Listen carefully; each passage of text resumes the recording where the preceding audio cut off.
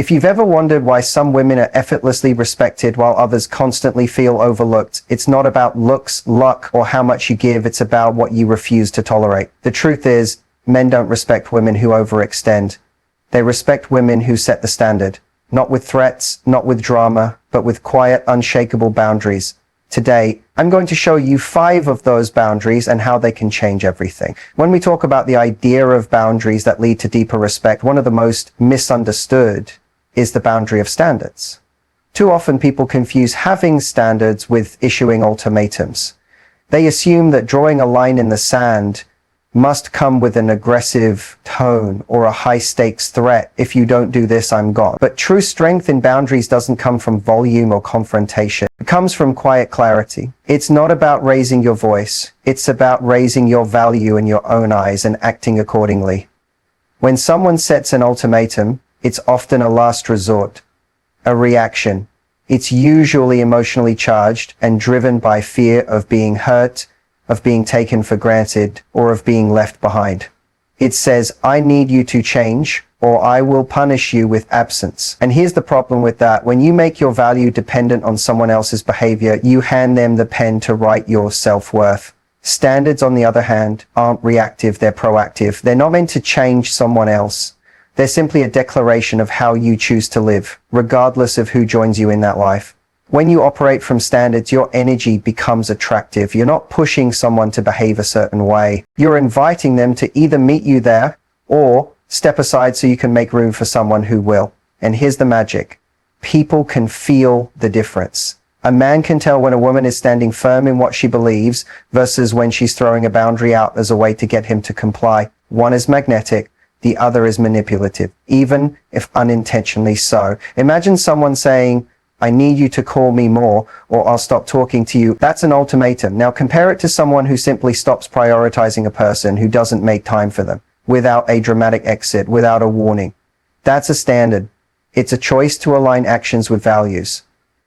The second one is powerful not because it hurts someone.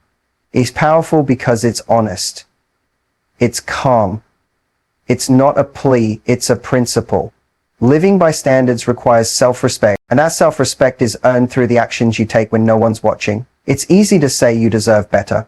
It's harder to walk away from comfort, chemistry, or attention when it's inconsistent or misaligned.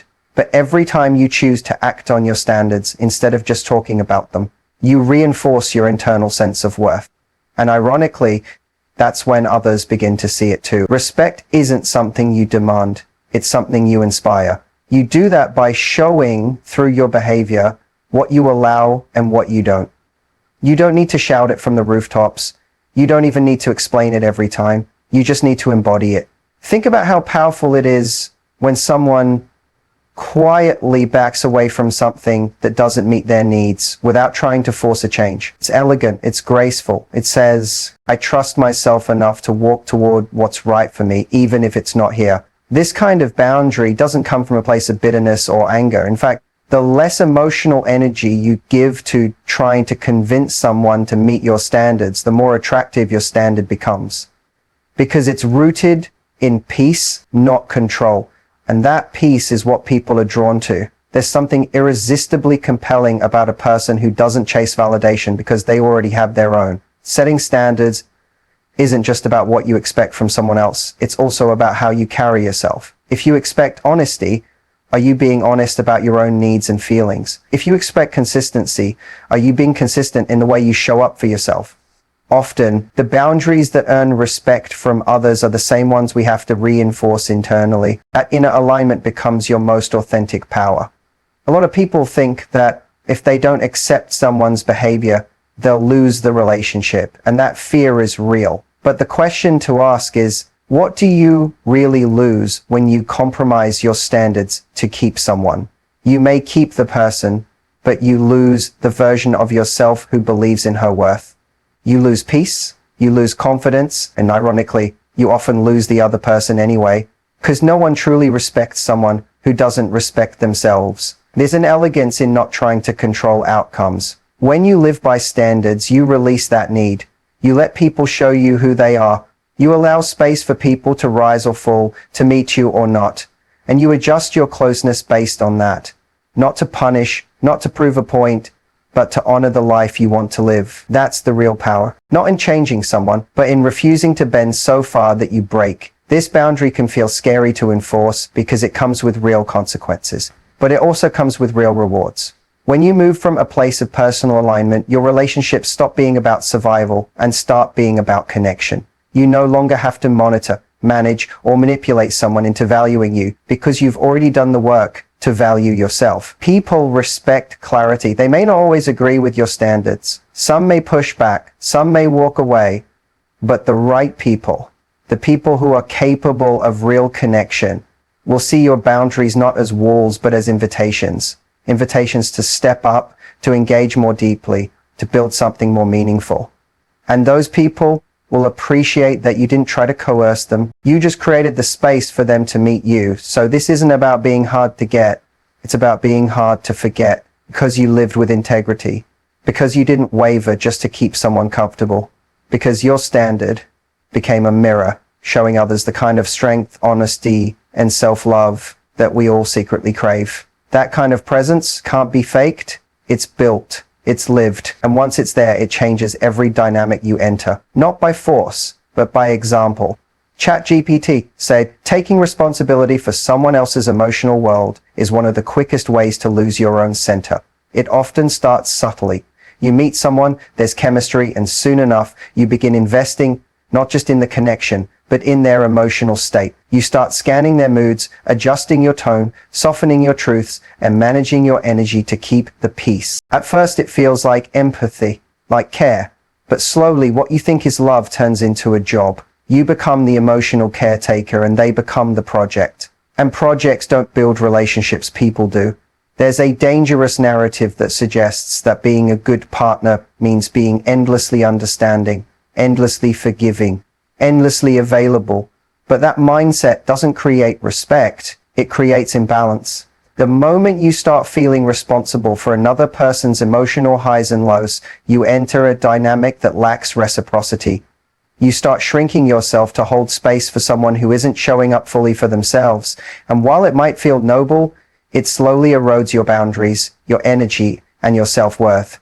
Everyone goes through difficult seasons. That's human. We're all allowed to feel deeply, to struggle, to be vulnerable. But when someone's emotions become a pattern of chaos that you are constantly asked to absorb, that's not intimacy. It's emotional outsourcing. It says, I don't know how to carry this, so I'm handing it to you. And if you're not careful, you'll begin to carry so much that you lose the ability to feel light in the relationship at all. Real strength in a connection comes not from saving each other, but from supporting each other while still standing on your own feet. You can hold space for someone without being their emotional landfill. You can listen without losing yourself in their storms. And the difference lies in your willingness to draw a line between compassion and self-abandonment. When someone sees that you are willing to drop everything, your plans, your peace, your emotional needs, to tend to their every spiral, they may appreciate it in the short term, but over time, what they actually feel is entitlement. They begin to expect your emotional labor, not earn it. And that shift is where respect begins to dissolve. Because you've taught them, even unintentionally, that their comfort matters more than your boundaries. But when you show up with presence and limits, something shifts. You're no longer the emotional safety net they throw themselves into every time they refuse to self-regulate. You become a mirror, someone who can care deeply, yet still remain sovereign. And in that, there's something powerful, because it signals that your empathy is intentional, not automatic, that your energy is a choice, not an obligation. People often believe that setting emotional boundaries will make them seem cold or selfish, but the truth is the opposite. It's the person who doesn't set emotional boundaries who eventually becomes resentful, withdrawn, and reactive. Why? Because they've given more than they have to give. They've made someone else's emotional well-being their full-time job and are left depleted. That's not sustainable, and it's not loving. It's martyrdom disguised as devotion. When you take responsibility for someone else's feelings, you rob them of the opportunity to grow. Growth happens when people sit with their discomfort long enough to learn from it, not when someone else rushes in to fix it. Being emotionally available doesn't mean being emotionally absorbent. It means being emotionally honest. It means saying, I see you, I care, and I'm here, but I will not lose myself in the process of trying to save you. You teach people how to treat your emotional space by the way you treat it yourself. If you constantly allow your peace to be disrupted in the name of being there for someone, you're showing that your peace is negotiable. And the moment it becomes negotiable, it becomes disposable in the eyes of others. But if you protect your emotional well-being with calm certainty, others begin to recognize its value. And more importantly, you begin to recognize your value. There's something deeply attractive about someone who can offer presence without losing their power, who can listen to pain without internalizing it, who can love without sacrificing their own emotional clarity. It creates a sense of safety, not the kind that says, I'll fix you, but the kind that says, I trust you to take care of you, and I trust me to take care of me. That kind of dynamic creates mutual respect, not dependence. And respect is the foundation on which everything real is built. One of the most overlooked truths in emotional connection is that you don't have to match someone's chaos to show that you care. You don't have to be their echo. In fact, the more you hold your ground, especially when the other person is spinning, the more you demonstrate strength. It doesn't mean you're disconnected. It means you're grounded. And grounding is what people actually need when they're lost in their own emotional patterns. Often, people are not even aware that they're asking too much of you. They're operating from habit, from wounds, from patterns they've never questioned. But your boundary becomes the interruption. It says, this is how far I go and no further, not because you don't love them, but because you love yourself enough to not be pulled under. This kind of emotional clarity doesn't always feel good at first. You might feel guilt. You might question whether you're being cold or uncaring, but that discomfort is part of breaking the pattern. Every time you resist the urge to overassumption emotionally, you reclaim your center. And the people who are meant to be in your life will learn to meet you there, not because you forced them to, but because they were given the space to take ownership of their own emotional experience. Some people will resist this shift.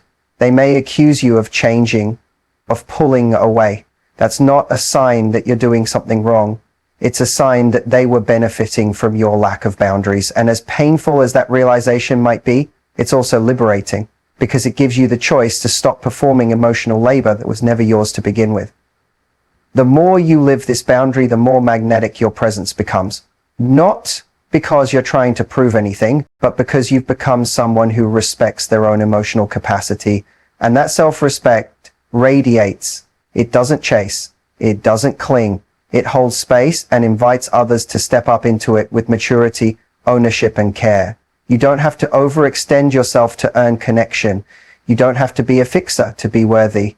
You simply have to be willing to draw the line where your peace ends and someone else's chaos begins, and then live from that line, not with fear, not with resentment, but with quiet certainty, the kind that doesn't ask for respect, the kind that commands it. There's something deeply powerful about a person who treats their time and energy as something precious, not rare in the sense of playing hard to get, but valuable in the sense that they move with intention. They don't give themselves away just because someone is available. They don't overextend out of fear that if they don't say yes to every invitation or every moment of attention, they'll lose the chance to connect. Instead, they understand that true respect begins when you show that your time has meaning and that not everyone gets unlimited access to it.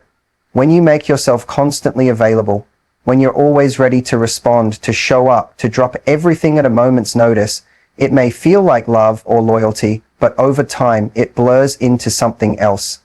Predictability. And while predictability might be comfortable, it rarely sparks deep appreciation. Familiarity becomes routine. And routine, when not balanced by effort, becomes taken for granted. There's a misconception that if you want someone to value you, you have to be ever present, always ready to show you care. But the truth is, presence without boundaries quickly becomes background noise. People stop noticing what's always there. They assume it's a given. And when something becomes a given, they stop working for it. They stop rising to meet it. Respect isn't just about how people feel about you. It's about how they behave around you. And behavior is shaped by what you tolerate, what you give, and what you hold back. When you are selective with your time, not in a withholding or manipulative way, but in a conscious, grounded way, you signal that your life is full, that you are engaged with your own world, your own goals, your own rhythm. You stop being a supporting character in someone else's story and become the main character in your own. This doesn't mean playing games or being elusive for the sake of creating mystery. It's not about delay tactics or scripted strategies. It's about honoring your schedule, your needs, your energy. It's about letting someone earn your time, not because you're testing them, but because you've worked too hard on your own life to give it away carelessly. You've built routines, passions, friendships, priorities. And you don't drop those things just because someone wants your attention in the moment. When someone sees that you don't immediately rearrange your life to accommodate theirs, it challenges them to reflect on how they show up. It creates a dynamic where they have to be more thoughtful, more consistent, more present. They start to realize that your time is not just something to fill a void, it's a gift. And gifts, when recognized as such, are treated with care. Being intentional with your time also means having the strength to say no without guilt, to choose quality over frequency, to recognize that presence without purpose is just noise. You don't need to prove your worth by over-communicating, over-scheduling, or overcompensating. You don't need to be the person who's always one text away, who always picks up the call, who never misses a moment. Your value isn't tied to how accessible you are. It's tied to how meaningful your presence is when you are there. There's also a deeper truth beneath all of this. When you give too much of yourself too soon, you don't leave space for someone to invest. Relationships, in their healthiest form, are built on mutual contribution. It's the balance of giving and receiving that creates trust and respect. But when you're always available, when you say yes before someone has earned your yes, you rob them of the opportunity to show up for you. You teach them that you'll be there no matter how they engage. And that quickly breeds complacency. People respect effort.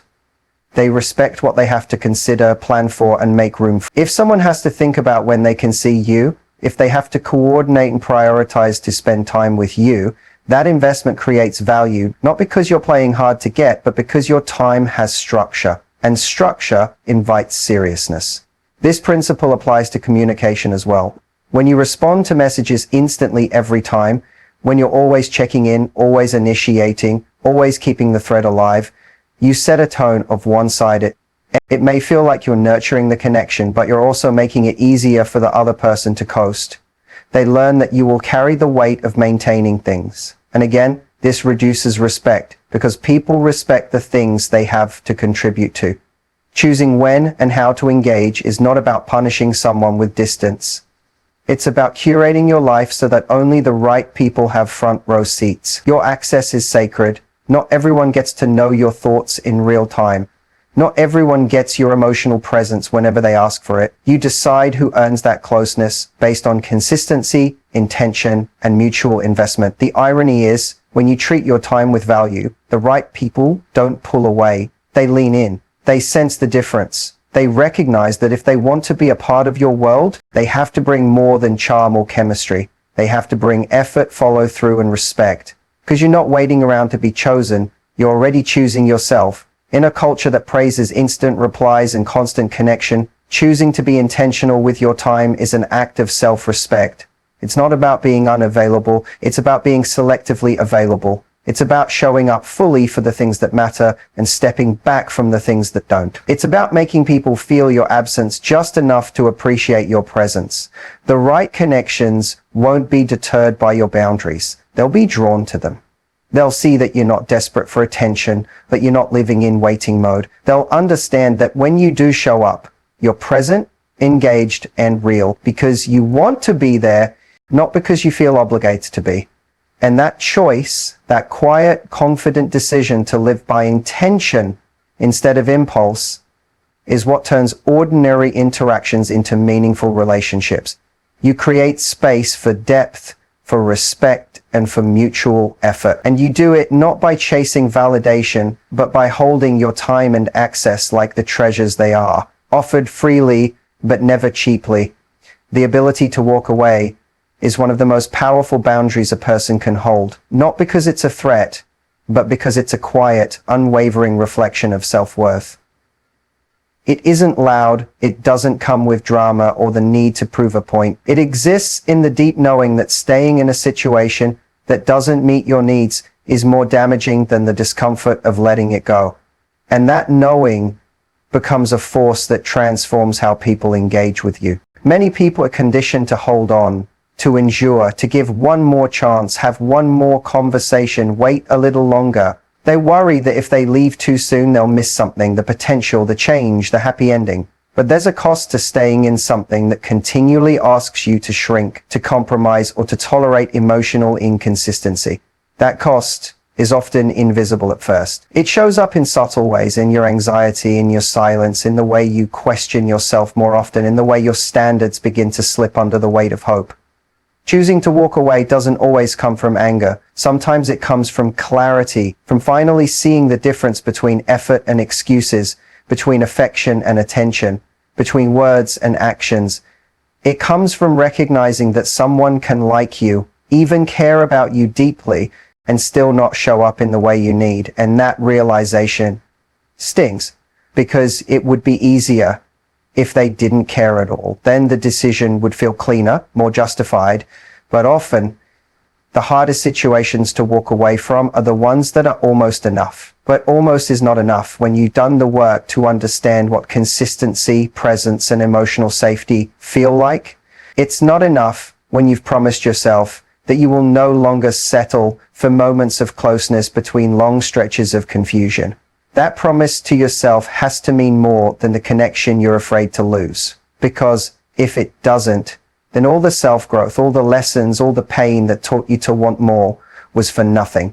People often think that walking away is about giving up, that it means you didn't try hard enough or care deeply enough. But the truth is, walking away can be the most courageous decision you ever make. Not because you wanted to, but because you needed to. Because staying would have required you to abandon parts of yourself just to keep the relationship intact. And self-abandonment is too high a price to pay for proximity. The ability to walk away isn't about having a cold heart or a rigid mindset, and it's about having a strong relationship with yourself. When you trust your own judgment, when you believe in your ability to handle what comes next, you stop gripping so tightly to things that aren't aligned. You stop confusing attachment with love. You stop needing to be chosen in order to feel worthy. You begin to realize that walking away isn't rejection, it's redirection. It's a shift back into alignment with your values, your peace, and your power. What's important to understand is that people sense when you're willing to walk. Not because you've told them, but because of the way you carry yourself. There's a grounded energy that comes from someone who knows they don't need anyone to feel whole. And that energy changes how others approach you.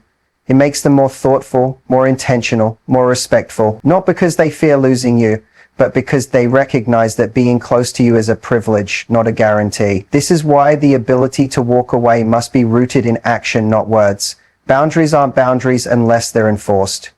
You can't teach someone how to treat you by telling them how much you're willing to take. You teach them by walking when the line is crossed, by disengaging when the effort disappears, by choosing silence over arguments that go nowhere.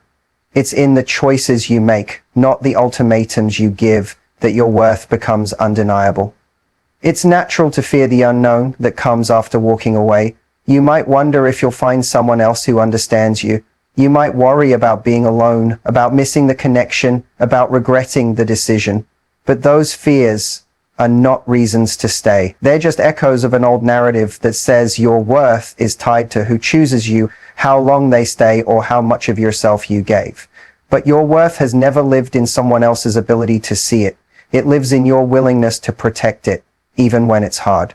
When you stay in situations that diminish you, even slightly, you send a message to yourself that your needs are negotiable. But when you walk, you rewrite that message. You say, I will not lower the bar just to keep someone comfortable.